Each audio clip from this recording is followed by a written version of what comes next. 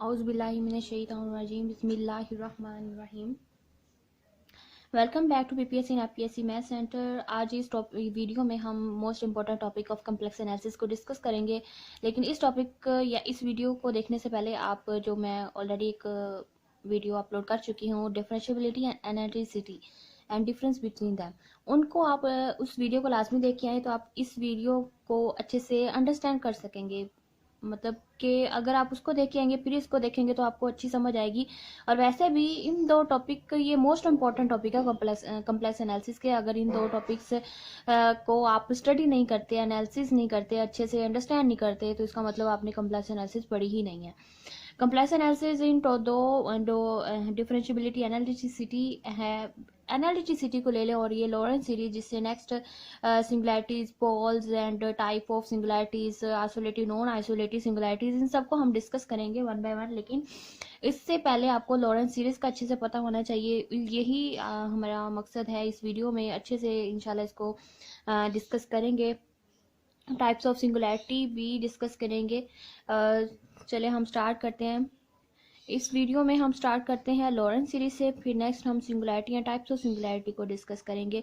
ये most important topic है। अगर कम्प्लेक्स एनालिसिस की आप प्रिपरेशन कर रहे हैं तो इसको अच्छे से अंडरस्टैंड कर लेना चाहिए आपको, ताकि एग्जाम में, चाहे कॉम्पिटिटिव एग्जाम हो, चाहे वो आपकी कोई कोर्स वर्क है, तो आपको इसका अच्छे से अंडरस्टैंडिंग होनी चाहिए। फॉर एग्जाम्पल लॉरेंस से, फॉर एग्जाम्पल हमारे पास कोई फंक्शन है एफ ऑफ जी हमारे पास फंक्शन है, वो एक पॉइंट पे, किसी एक पॉइंट पे एनालिटिक है। अगर वो किसी और पॉइंट पे भी अगर एनालिटिक हो तो उसकी जो फिर पावर सीरीज होगी उस फंक्शन की किस तरह से लिख सकते हैं। फॉर एग्जांपल उसकी मैं पावर सीरीज, कोई एनालिटिक फंक्शन की पावर सीरीज लूँ तो उसकी रिप्रेजेंटेशन कुछ इस तरह से होगी। F of z is equal to summation n is equal to 0 to infinity a n z minus z naught raise to power n. और ये जो पावर सीरीज है एनालिटिक फंक्शन की, ये कन्वर्जन सीरीज है। फिर रीजन ऑफ कन्वर्जन क्या होगा, ये इसका आर ऑफ सी क्या होगा। और इस पावर सीरीज का जो mod of z minus z naught less than r, ये इस रीजन में ये पावर सीरीज कन्वर्जन रहती है। आपने देखा होगा या आपके जहन में क्वेश्चन आते होंगे कि how we can find the residue with the help of Laurent series and why the coefficient of 1/z is called residue. तो इन दो क्वेश्चंस या इससे रिलेटेड जो भी क्वेश्चंस होंगे उन सब क्वेश्चंस के आंसर आप इस वीडियो में फाइंड कर पाएंगे। सो अब ये जो मेरे पास पावर सीरीज बनी है, ये z की पॉजिटिव पावर्स है, n is equal to 0 to infinity. मैंने मतलब नेगेटिव एंड पॉजिटिव पावर्स अगर मैं लूँ तो वो किस तरह से होगी। फॉर एग्जाम्पल अगर मैं लूँ n is equal to negative infinity to positive infinity तक लूँ अगर ये power series a n z minus z naught raise to power n, अगर इस सीरीज को मैं एक्सपेंड करूँ तो ये किस तरह से एक्सपेंड, जिसमें z की जो होंगी वो पॉजिटिव पावर्स भी होंगी और नेगेटिव पावर्स भी हो जाएंगी हमारे पास। ये इसमें यहाँ पे एक बात याद रखेगा, जब भी हम किसी एनालिटिक फंक्शन की सीरीज को एक्सपेंड करते तो you will always get a tailor expansion. तो हमारे पास ये एक सीरीज, अगर इस सीरीज को मैं ब्रेक करूँ in positive and negative powers में, तो पावर्स ऑफ सी हमें कुछ इस तरह से हम इसको एक्सपेंड कर सकेंगे। N is equal to 1 to infinity ले लें, ए ले लेते हैं इसको b n z minus z naught हो रेस्ट पर माइनस एन। कुछ अगर इसको एक्सपेंड करेंगे तो ये जी की नेगेटिव पावर्स में मिलेगा। और इधर ले लेते हैं हम n is equal to 0 to infinity a n z minus z naught हो रेस्ट पर एन। देखा होगा जब भी हमारे पास z की पॉजिटिव पावर्स बनती है वो फंक्शन हमारे पास एनालिटिक फंक्शन होता है एक। तो ये हमारे पास, जिस तरह मैंने ये बताया कि ये एनालिटिक फंक्शन है और इसका रीजन, ये जो सीरीज है कन्वर्जेंट है और ये इसका रीजन ऑफ कन्वर्जन ये है, तो इसी तरह इसका भी ये भी कन्वर्जन सीरीज है। और इसका जो रीजन ऑफ कन्वर्जेंस की अगर बात करें तो वो z minus z naught let's suppose को आर प्राइम, और इसके रीजन को हम r1 ले लेते हैं।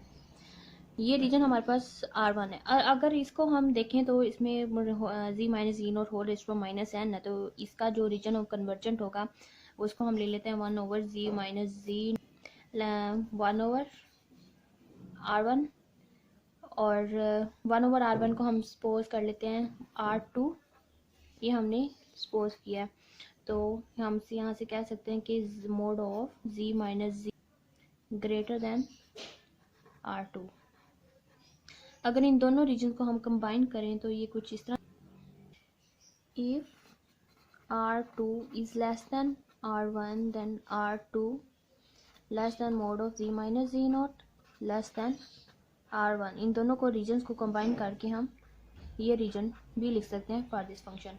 दैट्स फॉर द ये जो इतना फंक्शन है इसको हम सपोज कर लेते हैं ये हमारे पास है f1, ये फंक्शन हमारे पास f1z है, और इस फंक्शन को हम सपोज कर लेते हैं ये हमारे पास f2z है, ये हमारे पास f2 है और ये हमारे पास f1 फंक्शन है और इसका कंबाइन रीजन है।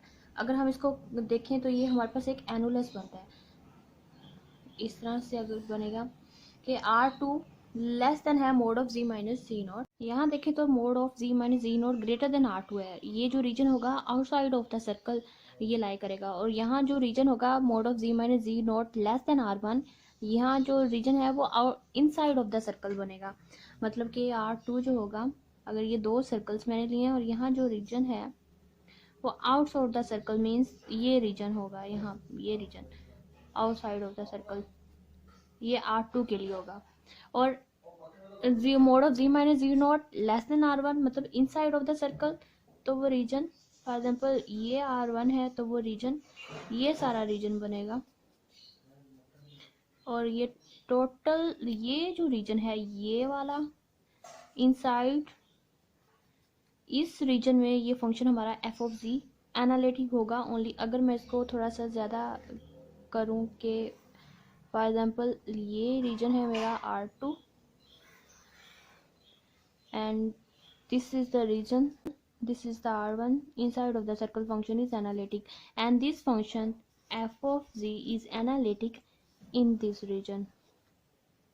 इस सारे रीजन में फंक्शन हमारा f of z एनालिटिक होगा। अगर मैं इस फंक्शन को एक्सपेंड करूं तो वो कुछ इस तरह से, मतलब negative powers of z and positive powers of z बनेगी कुछ इस तरह से कि अगर मैं इसको लूँ a minus two over z minus z naught square में, और a minus one z minus z naught one plus a naught plus a one into z minus z naught plus a two z minus z naught square. मतलब इस तरह से ये series अगर मैं spend करूँ तो इस तरह बनेगी, और ये जो नेगेटिव पावर्स ऑफ z होंगी इसका मैंने वन z का नाम दिया है फंक्शन वन, और जो positive non positive powers of z हैं इसको मैंने f2z का फंक्शन का नाम दिया हुआ है।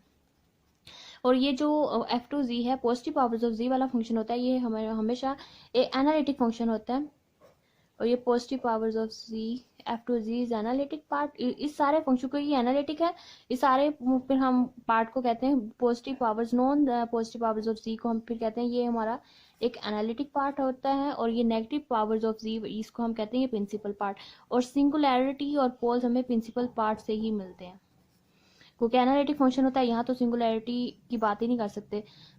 तो बाकी नेगेटिव पावर्स ऑफ z जो इसको ऊपर लेके जाएंगे तो माइनस वन, इसको ऊपर लेके जाएंगे तो माइनस टू ही, मतलब माइनस वन माइनस टू, ये मैंने एक ये मेरा प्रिंसिपल पार्ट है वन जी, और ये मेरा एनालिटिक पार्ट है, इसी को मैंने f1 और f2z का नाम दी। Function is not analytic means function has some singularity और a function has some poles. यहाँ जो a n b n coefficients use किए गए हैं वो किसके इक्वल लगे, अगर हम उसकी बात करें तो a n हमारे पास इक्वल होगा one over two pi integral over c f of z over z minus z naught power n plus one where n is equal to 0 1 2 3 up to so on, and bn is equal to 1 over 2 pi iota over the same region c f of z over z minus z naught whole raised to power n minus n plus 1 where n is equal to 1 2 3।